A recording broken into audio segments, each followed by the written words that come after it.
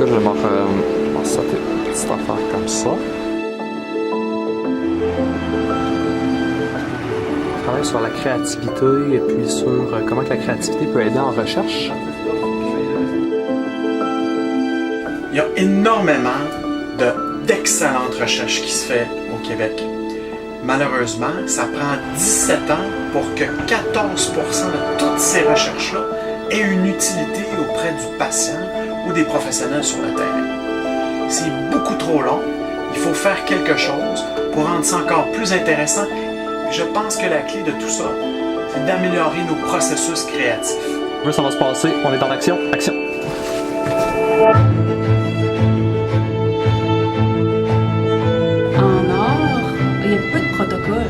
Puis l'idée, c'est pas d'être contre les protocoles, c'est que tu rentres dans une espèce d'espace où tout est possible. Un processus de recherche gagne en richesse lorsqu'il s'inspire de plusieurs sources.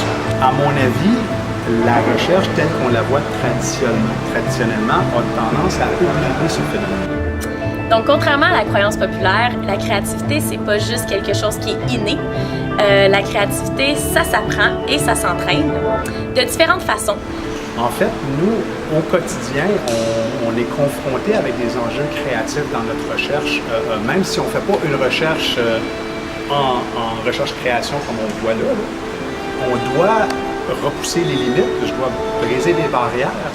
En fait, la recherche est aussi une supposition, un peu comme dans un processus créatif. Un autre moyen concret aussi dans cette idée de transfert de connaissances-là, ce serait de faire des spectacles-conférences où justement tu as des artistes qui sont là présents, où il y a des données qui sont des données scientifiques aussi et rigoureuses, mais qui sont présentées pour être capable de mobiliser les gens, puis capter leur attention, puis faire du sens de ces données-là au-delà de juste une série de chiffres.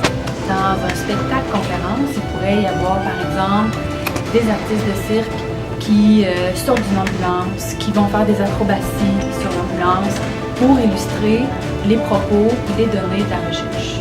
On a des géants créatifs ici même au Québec dans notre cours. Des gens qui ont changé le monde, qui ont été une source de fierté de notre province et de notre pays. On va aller les voir, on veut savoir qu'est-ce qu'ils pensent de la créativité, c'est quoi leur secret, et on veut se tenir sur leur épaule pour être plus grand.